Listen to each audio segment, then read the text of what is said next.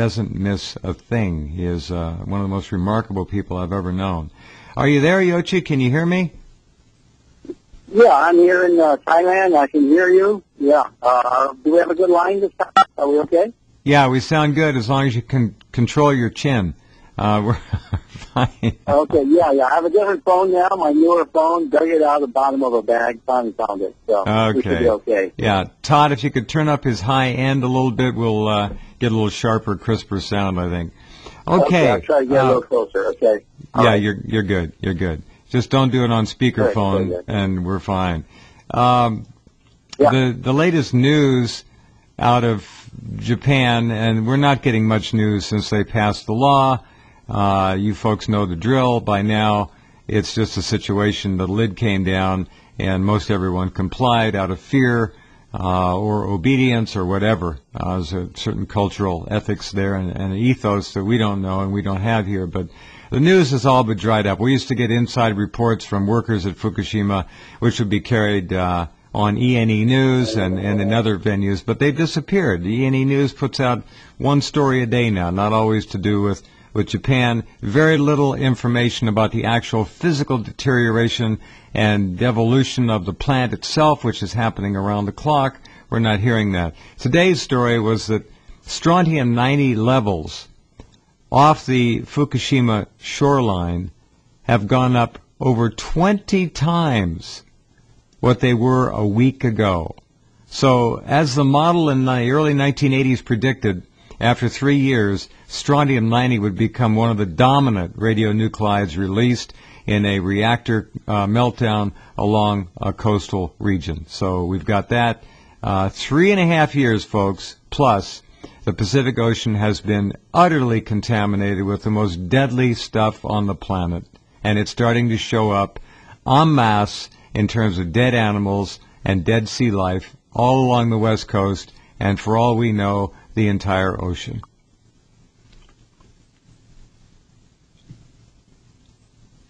All right, that's your cue. Okay, that's the cue. All right, I was just wondering what the next one. Well, okay, let's explain what's happening with that strontium-90, all right? Yeah. What's happening is that the big storage tanks that pump water out from around the turbines underground contain huge amounts of radioactive material, which, then breaks down, degrades into strontium-90, probably out of the plutonium material from the MOX rod. Now, they're saying TEPCO believes that the tanks are leaking. There has been some leaking. But what is this huge increase in strontium-90? Well, what's happened is that Curion, that Irvine, California-based nuclear services company, which is actually a offshoot of the Hanford nuclear plant, the Department of Energy nuclear bomb facilities there that's been leaking, their own tanks that have been leaking and all that. Very strange. The staff at Hanford have absolutely failed at their own site, but now providing contract services. They're the only American company providing contract services to Tokyo Electric Power Company. They've installed this gigantic underground trench in which they put these cloth bags full of zeolite. Zeolite is something like water softener pellets. Basically, it's a kind of mineral that is very porous and it will trap, you'll act as a filter to trap very small particles, including strontium-90. So what's happened is that obviously this so-called leak was some sort of secondary storage unit, or maybe they just wanted to empty the tank. That's a possibility too. Of course, they could dump this stuff overnight anytime they want. Sure. Yeah. So basically, a lot of wastewater, very highly radioactive wastewater, was released into this trench. Okay, which is it's a wall that's 80 meters wide. It's an underground wall. It's basically a trench filled with these bags packed with zeolite, which is supposed to trap the strontium. Well, what's happened is the strontium is still getting into the Pacific Ocean, vast amounts of it.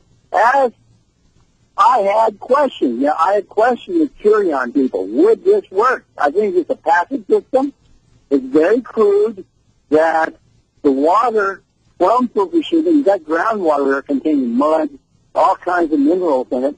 would probably take a lot of these bags, and a lot of the strontium-packed water would just get around, essentially, these bags and into the ocean, and apparently that's what happened. Okay? By the way, when I got an answer from Curion to a third party, I also got a massive virus into my computer, which threatened to shut. And luckily, I had firewalls up, and then there was an alert there for a virus of an incoming virus coming in. So I was able to kill the thing, although it did cause a lot of problems in email communications with that third party. So basically, the Department of Energy not only tried to mess up its critics, like myself, Professor Wilcox, and other people, but also its technology basically failed. And it's I would say, a very low-tech, very primitive technology. And Zeolite, you got to remember, Areva, the French company, tried to do the same thing with Zeolite to let's say, these were like much more well-organized filtration system made out of stainless steel and all that, with Zeolite sections in there. There was all sorts of ways to prevent it, and that totally collapsed and failed. The strontium just knocked it out, okay? And Areva was forced to pull out. So Curion, the Hanser group, stepped in, and apparently, from what we're seeing from this massive sudden increase, they emptied some of the backup tanks, and then, as a result, the Pacific is now flooded with high levels of strontium. So that system has failed. It's a multi-million-dollar system that's failed. And that's why I raised questions. I didn't think it would work. If you just look at creep assets, it doesn't just take any simple things, let's say, of the surface getting clogged. Okay, the surface is totally getting clogged. And you got to understand the volume of water that pushes through there. You've got to be kidding if you think it's 300 tons a day. We've had all these huge typhoon, massive storms pouring through Japan. The groundwater is rushing through. We're talking about thousands of tons a day. It's just overwhelming any kind of barrier, any kind of filter you can put in. And that's probably what happened. There was just an onset of rush of groundwater pushing the strontium-packed water right through and above and around this underground wall. So another failed experiment, which I'm just saying is it's time to get very serious and try something radical. It is. Different. It is time. Tunneling into the rock, into the Abukuma, tunneling into that Abukuma block, with these huge Mitsubishi or IHI tunneling machines, making vast tunnel networks there so that we can dump all this wastewater in there and trap it in there where at least we can contain it and deal with it later, but you get it out of the way. Okay, very good. Now, stand by. We're going to go up and talk to one of the very few people who, like you, is doing something about this, and that's Dana Durnford and his mates up there in British Columbia. They are right now in the middle of an research expedition, on a 20-plus foot self-rightable Zodiac. I don't know where they are right now, but they're up doing what they did, but a much lengthier involvement when they went 200 kilometers in 9 days and photographed all the tide pools at low tide and came away with sighting about 10 of the 5,600 species of life that should have been in these pools. Are you there, Dana? Can you hear me all right? Yes, thank you, Jeff. You just nailed it. And so did Yoshi. That was pretty good. I really enjoyed that. A little broke up. We're up on the west coast of Vancouver Island. You can't get any... We're up by Banfield, which is a research station. Oh, yeah. And so it's 5,000 miles to Japan when you go out the harbor. And so you really can't get any more well-positioned where we are. We're going to go out tonight around 1 o'clock in the a.m. and hit the low tides if everything goes right, and look for life on the shoreline. We'll look for the shrimps and the prawns. Of course, you'll see their eyes in the water. Look for feeders. We're not seeing... I took a trip out the highway here 2 days ago for 8 kilometers on a tricycle, a little electric tricycle, so it took me time. And I didn't see anything. I didn't see any birds or anything. It was the most bizarre thing I've experienced because it's all trees, all forests. It was 1,200 feet up and uphill, quite a long ways, about 5, 6, 7 kilometers straight up, and then you're down another hill. Now, not seeing any insects on this particular highway in the wild west coast full of trees, and just before I turned around is Cathedral Grove. In Cathedral Grove, there's trees there where you can park a vehicle inside of it. You put 30 people regularly piles in there and gets their pictures taken. Mm-hmm. So we're talking about real forest, the real deal. And I've seen one bumblebee and one dragonfly. This is so this is shocking. That was going to be one of my first questions, was about the insect population, observed or not observed. Now, I have ponds on my property, and every year I have hundreds of dragonflies. This year, the most I've ever seen were, I think, 4 or 5. That's it. Now, you're telling me up there at this time of the summer, there should be wall-to-wall insects, flying, breeding, reproducing, getting ready for the winter, laying their eggs, and so forth. And you saw nothing. Right. And never seen none of the dragonflies, which are really easy to spot, of course, on the side of the road. And a lot of that road got the walls on it. And you know how those parts of the highway where the wind from the cars will push dirt into little piles? Sure. And so I checked that stuff, of course, and I didn't see anything in there either. It was really strange not to see any birds. Now, I did pass a McDonald's and a Burger King on the way, and there was lots of crows sitting there picking away at stuff. But once we got into the wild, we didn't see anything. And I say we because it was me and my dog, but that was totally over the top. Now, there was a whole bunch of motorcycles meeting here this weekend, and none of them had fly spots on their windows. They drive really fast down these highways. These are isolated highways full of trees, no communities, twisting and turning. And it was really shocking to see all the hot rods and everything coming out from those long runs at high speeds coming right past me with nothing on the front of it. And the big Winnebagos and the big motorhomes, the beautiful white front on it, these couple $100,000 machines, they were going by me every 6-7 cars. Because there's usually 9 million people head out here every summer to see the wildlife. And we're heading up, right now we're going to do Banfield for 3 or 4 days out here. We had a preliminary look out here, and we're not seeing any extra species out here. Now, we should see nothing but endless sea urchins on the shoreline at these low tides. Yeah. Particularly at the low tides we're getting right now. And so far we haven't seen any. We should see just a load of sea cucumbers. We haven't seen any. We don't see any periwinkles. We're not seeing the whelks. We're not seeing the snails. We're not seeing any indigenous population in the nursery itself. So we focus in, of course, on the nursery in case people are not aware. And can I just digress for 1 second? Please. And remind everybody about Fukushima's reactors. Just go ahead. Reminder of the 4 major reactors. Folks, if you're not familiar 100%, number 1 reactor, it blew its top. It's 100% meltdown. The fuel pools caught fire. The fuel pools are equal to many cores. The corians are taken out of the reactors and put in the fuel pools. They caught fire. The zirconium reacted with the water, and they had hydrogen explosions. Unit 2, while it might look like it's in good shape, is 100% meltdown, and it was over 1 million sievers. Now, 5 sievers is equal to around 500 rims. 500 rims will kill you in about 2 weeks after. Now, that's how dangerous it is. Now, did you say there's a million sieverts? Is this a constant measurable level, or was that something that you're extrapolating has been released since the explosion? Measured. No, that was something that was measured. No wonder no one can go near those buildings. They can't do anything. Yeah. And the robots melt down. 1 million sieverts? My God. 1 million sieverts, sir. That's fact, yeah. And you can look it up on the nuclearproctologist.org under the reactors and the cores. And that's building 2. Wow. And that was building 2, outside of building 2, and they suspect that came out of building 1, and that would be indicative that they all had MOX fuel in them, and that also these reactors, of course, they were reusing the rods, which was totally illegal to reuse the rods. But Unit 3, now that one is missing its fuel pool, it's missing these are 10-story buildings, it's missing its top 5 or 6 stories. And then Unit 4 alongside of it, for the people that weren't aware, I just want to film in before I jump back and let Jeff go at it again. Unit 4, of course, everybody should be familiar with, is totally destroyed, yet they show you on TIPCO's website a perfectly symmetrical interior with a perfect crane and a perfect fuel pool. I know. The question is, if it's so perfect on the inside, why did you need to build a structure on the outside that doesn't touch the buildings? It's not for support. Eventually they want to put a crane in it.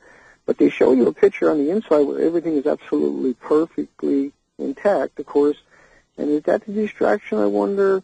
Because the building was detonated. It was a 10-story building, and it completely destroyed itself in just the first one. Now, the fuel pool caught fire several times. We believe that evaporated completely in number 4 in the first couple of days. We have confirmation seeming to come out for that now. Did you hear about that one, Jeff? Yeah. Let me back up to number 3. And sure. That building that was the officially admitted MOX-fueled reactor. And you're suggesting that 1 and 2 may have had partial MOX fuel components, too. That's very interesting.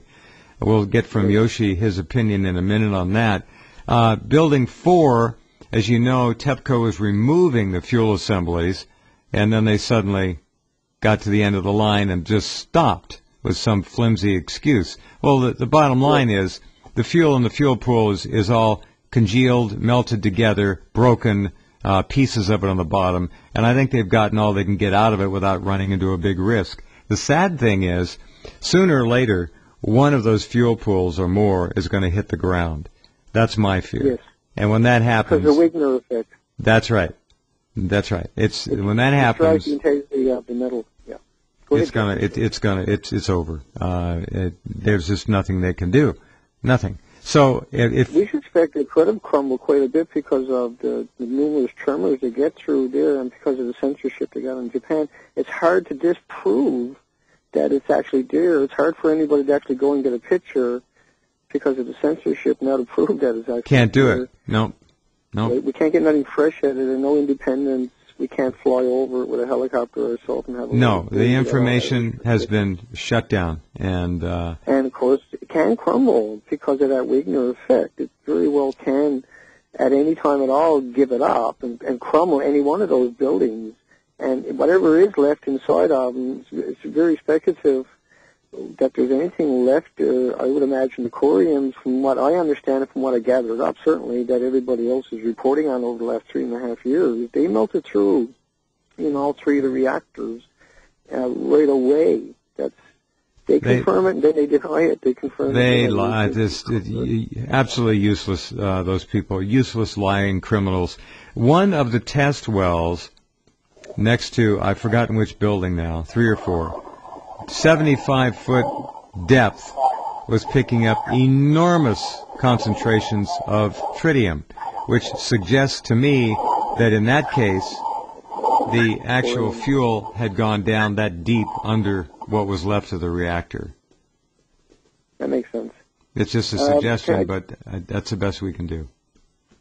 No, that's true. I'll jump back over to the trip here for everybody, just to keep the update on them. Yeah. Now, what you've said, let me rewind. Go ahead. What you've heard Dana Durnford, if you just joined us, say, we're going to go through the bottom of the hour, Todd.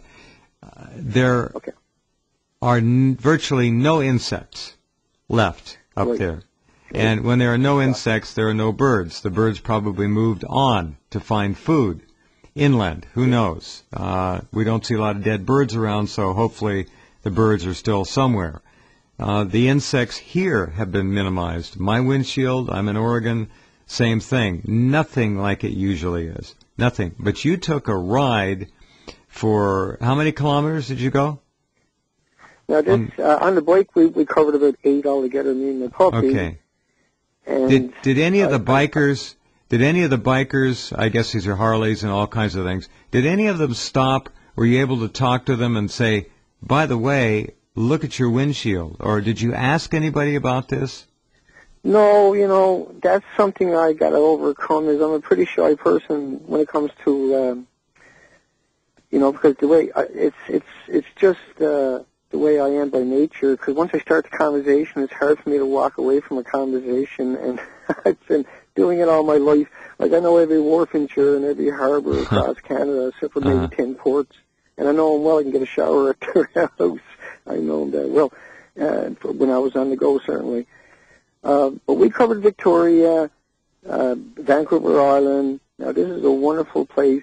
And that was the only spot we found bull kelp. I'm not saying there's nowhere else. I'm just saying that was unusual. In 400 kilometers, we don't find any bull kelp leading up to Victoria. And we get to Victoria, and we find a bit of bull kelp. And we actually found some sea anemones. And another strange one was gooseneck barnacles. Gooseneck barnacles need a really big surge, big ground swelling, need huge amounts of oxygen. And so it's a very odd place to find them. You normally only find them up a little further up the coast from where we are, and then up in the Queen Charlotte Islands, Hawaii, on the very tip of the Cape St. James, you might find them there sometimes. I usually find them over in Spain and Madrid, and so. But they have been here for years. But it's the harbor is just wrong. The whole shoreline, they shouldn't be there, and they're not. But they were in the harbor. Makes me think that the universities could be seeding the harbor. That would make sense. We know they do grow that type of kelp, and they have contracted out for people to grow it, and they will help them grow it. The Department of Fisheries is very helpful. And they do have marine colleges. They do have the University of Victoria, which is a very pro-nuclear there. But we didn't really expect to find anything because it's a big city, and it's a sewer, and there's all kinds of stuff thrown in the harbor. Yeah. You know what these big cities are like with a harbor. We don't expect. I only went there just out of curiosity. We didn't find anything extra leading up to it, except for the tied-up kelp along Salt Spring Island, which was bizarre. I guess that was somebody gathered it up and kept tying it together, and it looked like a little forest. And I still haven't got those pictures uploaded because of bandwidth. We'll get them up soon. How odd. Tying kelp together. How odd was that? They tied it together. We played with it for about, we got a lot of pictures, so we played with it for quite a bit, and we took samples. We got a good microscope today. Mandy sent it to me, but it didn't have, you can't hook it up to your computer. And so we're going to see if we can trade it in, pay the extra, and pick one up in one of these local shops for one of these towns and get one so we can actually take a picture. Because that's what we do. We took a lot of donations on equipment, and we'll ship them all back to everybody. And so she'll get an updated one that got used. We're really looking forward to the samples because we're not seeing insects on the coastline, not even on the shoreline. We're not seeing. The tidal pools don't have the 5,600 species. They don't have the 70 species of sea anemones anymore. They don't have the 64 species of starfish. You're only seeing at best 3, and that's mostly the purple and a few red. Now, we did find some very, very sick sea stars out here on Friday, and they're definitely not healthy in any shape or form whatsoever, and that's right in front of a major research station. So we're going to go back out there. And I'm feeling really good about this one. I'm going to go back out there. I mean, I don't like it. Don't get me wrong. I really don't like not finding it. But if I'm going to not find it, I would rather not find it in front of one of their doors out in the open ocean than anywhere else. Yeah. Because then why didn't they tell everybody is the question that we're not finding it. I got really good detailed pictures already up on the Nuclear Proctologist on the front page today, finished up. Took me 3 days to upload 2 gigabytes on the bandwidth we got. But still got the job done, 2 or 3 at a time. Now, that is shocking. See, the ocean hasn't receded the coastline. Does anybody really truly need me to go any further up the coastline? We're going to. We're not stopping. The boys took a few days off because it's 12 days and they're away from their family. Now we're all back together and we're going to do it again. This time we're good for at least another 12 days straight while the weather holds.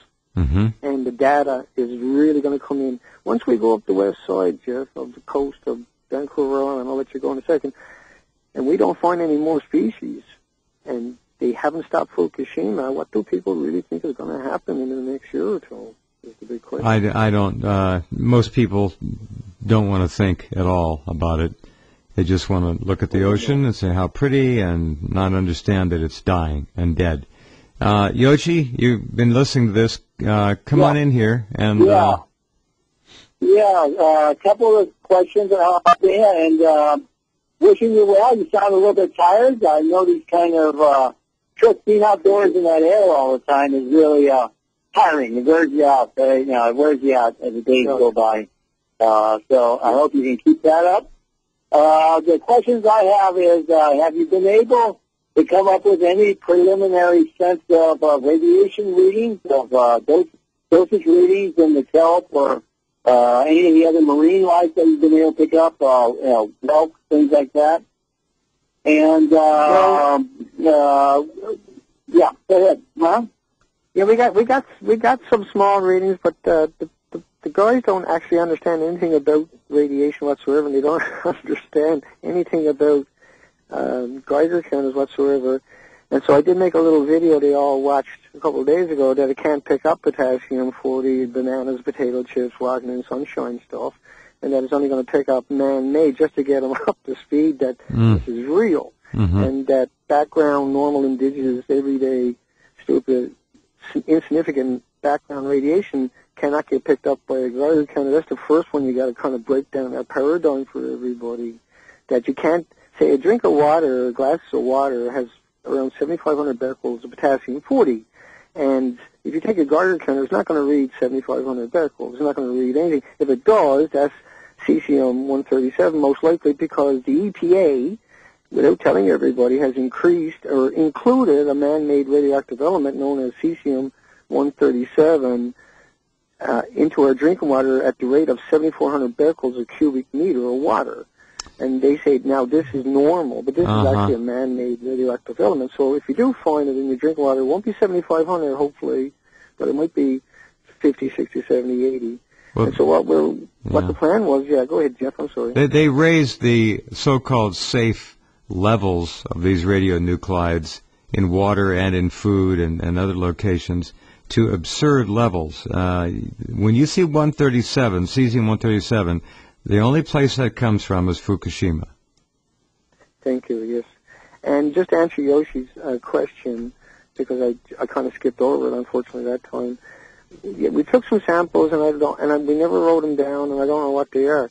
Now, they weren't high when they told me, and I didn't get it down quick enough to remember it because I wanted them to take pictures of it. And they did get some pictures, but that's what they're going to be focusing on from now on. I'm taking readings a day. I'm getting around 46 to 48,000 counts a day. Now, I count it in those numbers, see, not like everybody else counts by minutes. I'm not one of those guys. Well, I'll do that for everybody, certainly, and I'll do unisievers for everybody. We'll do those numbers for 15 to a half an hour at a time on the beaches. They didn't get on the beaches again Friday.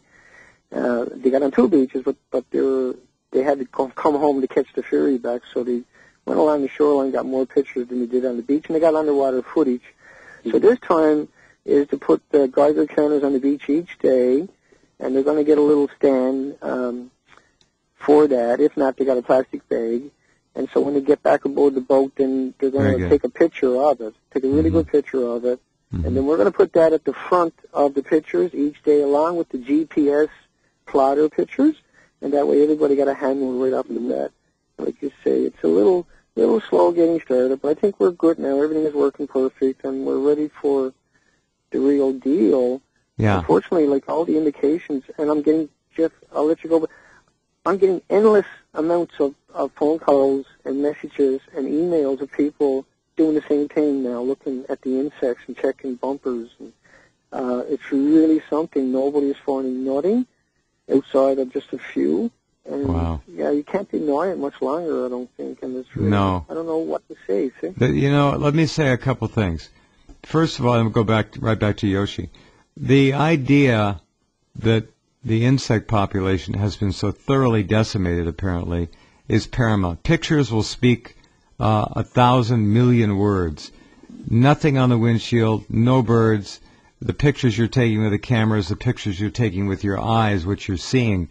If you can do CPM with the Geigers, 10 minutes, whatever, that's good. Just get general readings. I don't expect we're going to find astronomical readings at all. What we're seeing here is an accumulation over 3.5+ years of radionuclides that have decimated populations of animals, flora and fauna, and they are continuing to slowly but steadily increase. So I would expect it to be relatively spread out and dispersed for the most part. So we'll see what you find. Yoshi, go ahead. Water. I've always emphasized that water readings are notoriously inaccurate. Tend to be very low, even as low as about 20 times. So not really the most trustworthy indicator. I think one of the things you might try, Dana, is trying to put together a plankton net, either on face cloth or you can get something like a sheet and you put some pinholes in it to let the water through and try to collect some plankton. And I think there we may have some more accurate readings because there we'll have that first level of bioaccumulation, first and second levels of bioaccumulation in the vegetal and then the animal plankton. So I think that's where you'll probably get a better reading of the source cause is what's killing all the anemones, the mollusks, the fish in that area. Is they have to eat something. What they eat is the plankton, and if you can capture some of that, it's a patient job. It'll take you maybe 20 minutes per pull to get a little bit of layer of that gelatinous stuff on the cloth there. That's a great Try idea. to scrape that off. Do a reading of that, and also do a dry reading. You got to save the material. Try to dry it in the sun where you can, and then take a dry reading of it also. If, That's a great idea. We can do that. Yeah, Yoshi, pull back from the phone a little bit, and because you're distorting slightly, Yeah. we can understand you fine. Pull back a little further. Yeah, I got a wind here. I'm outdoors. Oh, I got you. Okay. Yeah. Now, the idea of plankton is crucial, and for those of you new to this, Dana, explain to them how the plankton builds up in the entire spectrum of sea life. Right. The phytoplankton is the basis of the food chain and the basis of the oxygen. And without that, of course, all the other further up the food chain can't progress, the normal progress. And the nutrients will come up from the cold water and the ocean floor, and they'll feed the phytoplankton at the surface. And the sun, they need the sunlight. And so what you have is this cycle of life that's always constant, always consistent. But the radionuclides, when they get down, they're so small, they'll get carried up with the nutrients back up again. And so what happens, of course, is you knocked out the very basis of the food chain, the very element of food chain. It's the same, in my book, it's the same thing as taking the water away from your crop. Like you get your crop halfway and take the water away, everything will die off, all the insects around, and everything else will wither up as the area goes dry, of course. And that's what happens to the ocean. Now, the fish are further up the food chain. They're hanging on for a little bit longer, but the phytoplankton is what creates the ocean, or the oxygen. And so when the ocean is hitting the shoreline in particular, those areas are where you're getting the massive oxygen. That's why they are the nursery. And so we should find, normally you would find all that oxygen, you find that rich phytoplankton in that area because it's feeding all the filter feeders. And so without the filter feeders there, then it would make sense that we're not going to see the phytoplankton there either, and that's why that microscope is so important. You actually get some shots of that. But, like you said, we need the pictures of it, so me just looking through the telescope ain't going to work. I got to get the one that takes the picture, and we'll get that in the next few days, if not tomorrow, and get that out right away so Yoshi got something he can actually look at. We know the counts are down on the phytoplankton, but I think they're gone. Because when the tide hits low, it should stink there. You should have all kinds of flies feeding on all the bacteria and all the stuff left over. And they're not. You're not getting the birds down there feeding on all of those little critters.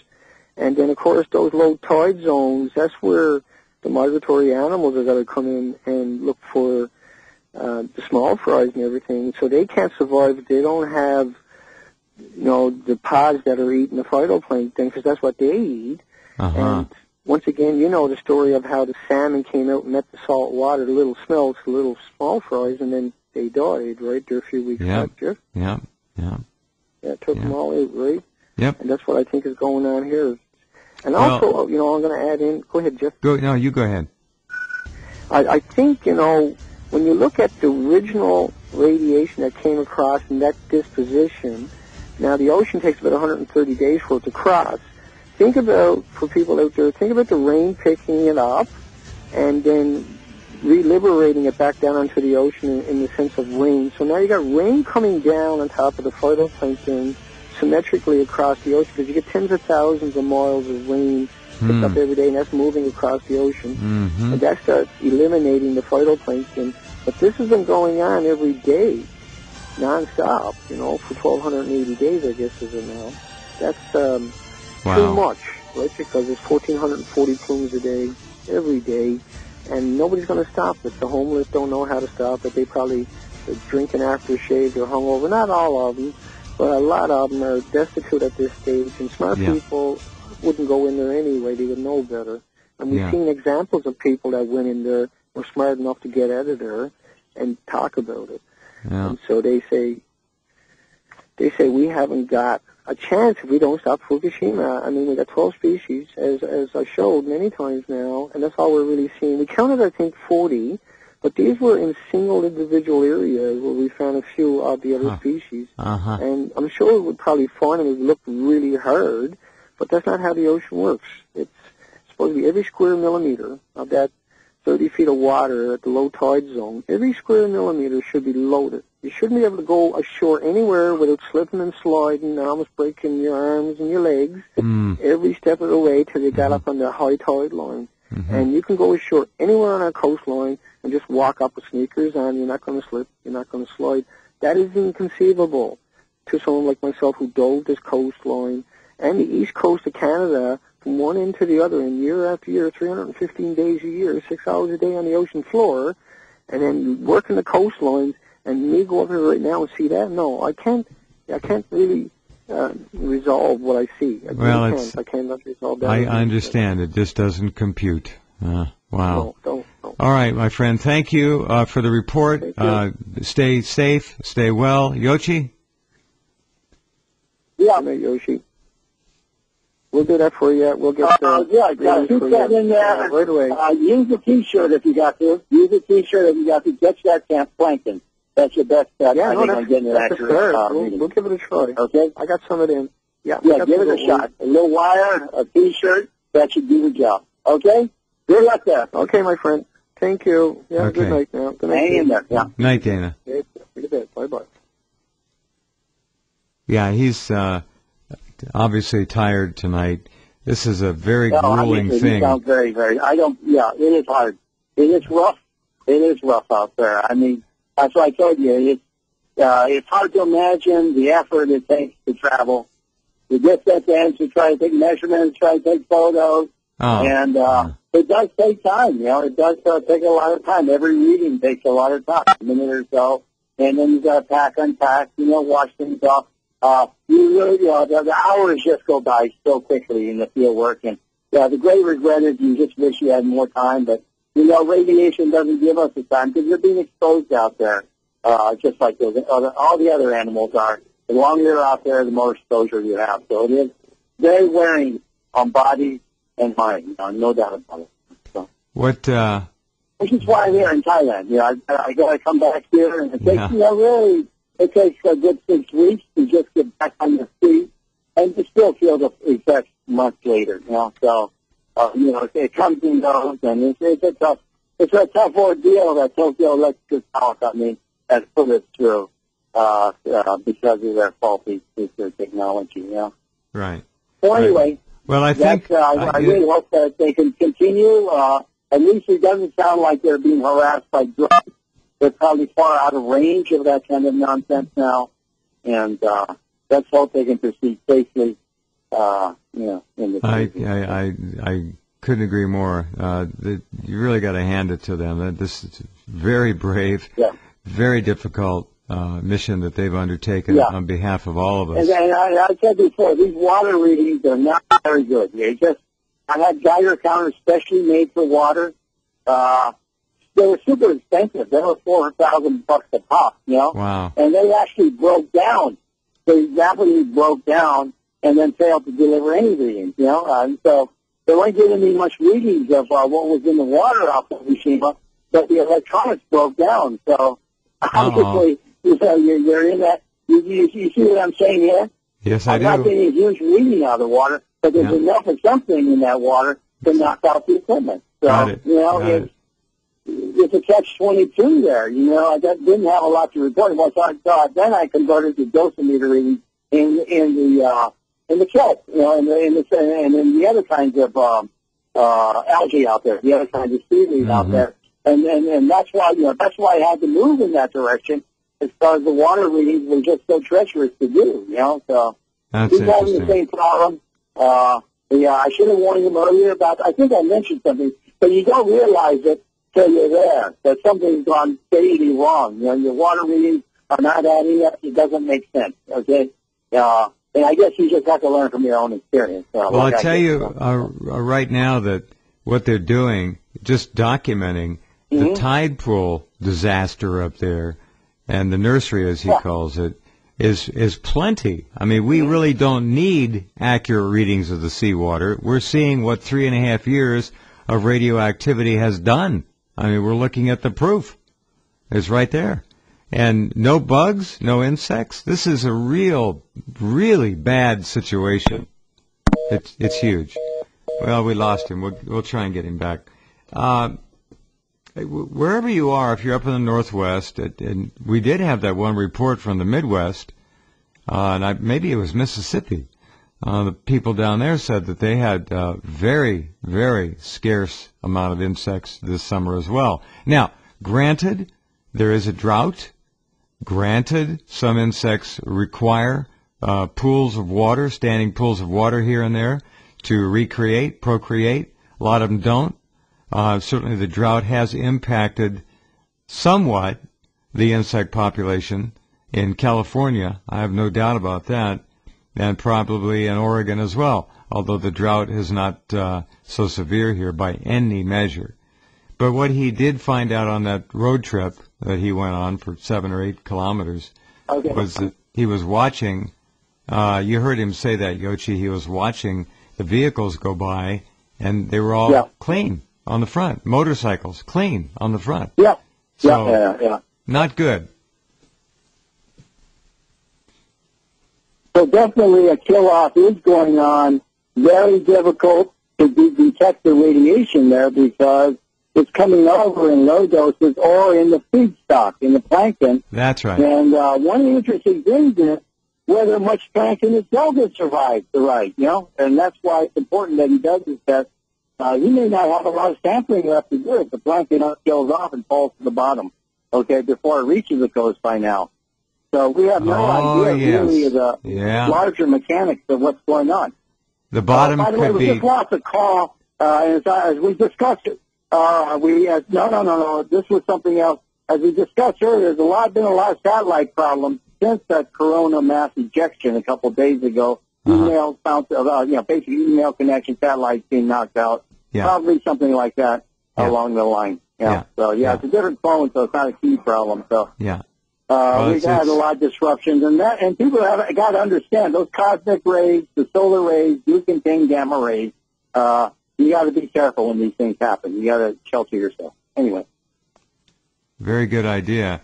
Okay, well, the most important thing is the visual proof. And I think what you said is very important. Yeah. We don't know. 3.5 years of exposure to this. We know that 1 year after 3/11, the orca population was observably acting differently. Observably. And now, 3.5 years later, the report came in a couple of weeks ago that the orca population is in severe decline, emaciated, very low birth rate, and is obviously dying.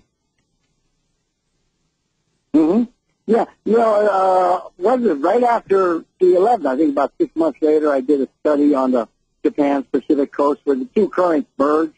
And I predicted, I made that analysis that these giant whirlpools are the breeding grounds of all the sea life, where the cold current and the warmer current from the south, they mix together and these whirlpools spin off.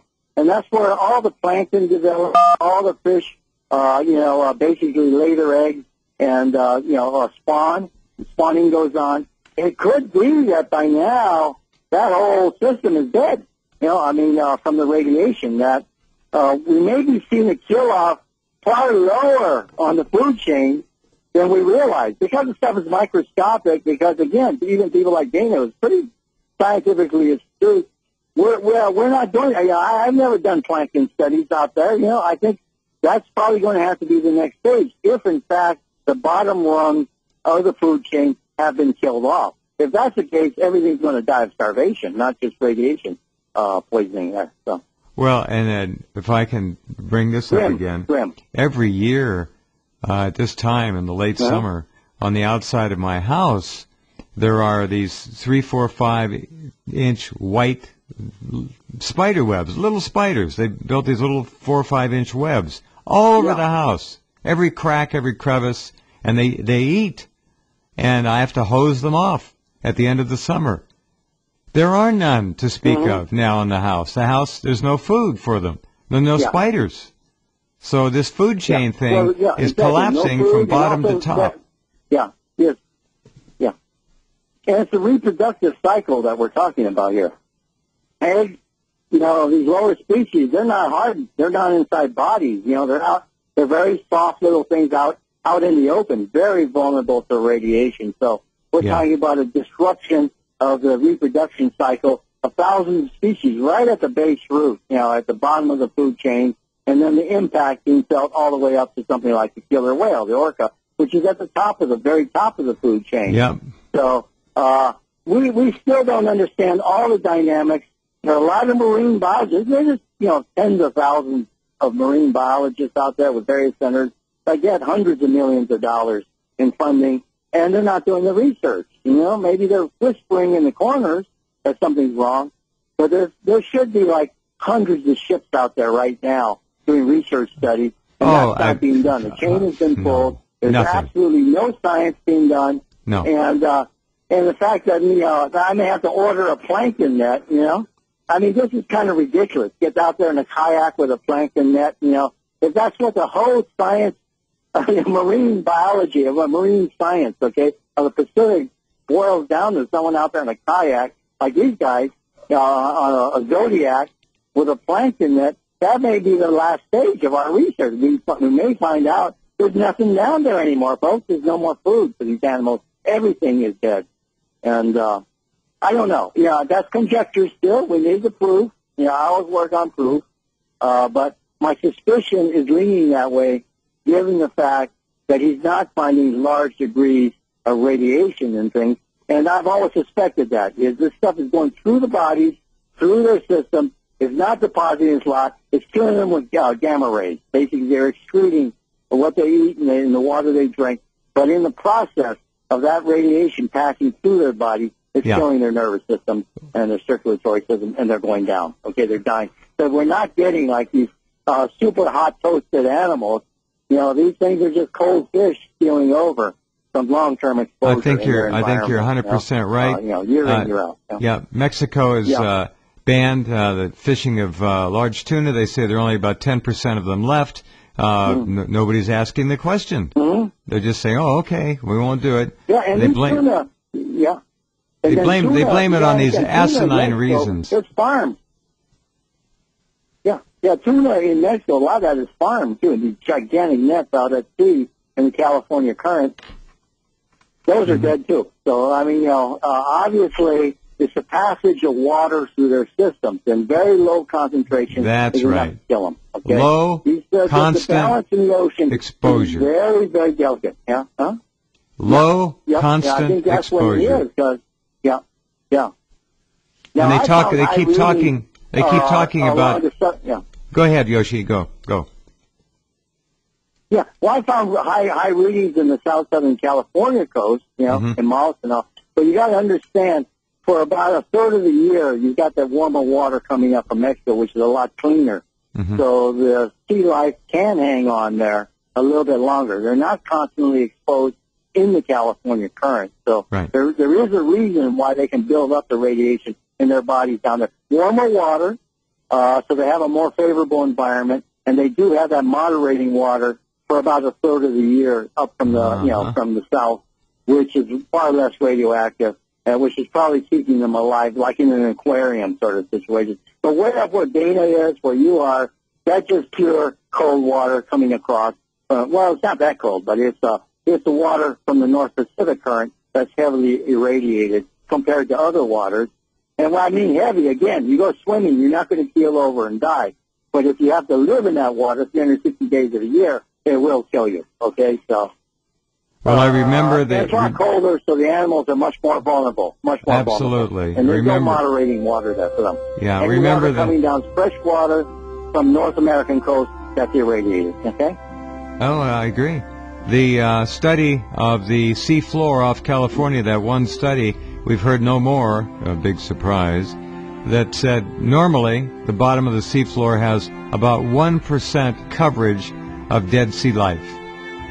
This particular study, which is about a year and a half ago now, found 95% of the seafloor covered with dead sea life. So you may be right. We may be a little bit lagging here. The plankton may be gone for the most part, and most of the animals may be already dead and gone. Yeah. The kill-off is much more spectacular than we imagine, because most of the biomass out there isn't stuff we can see.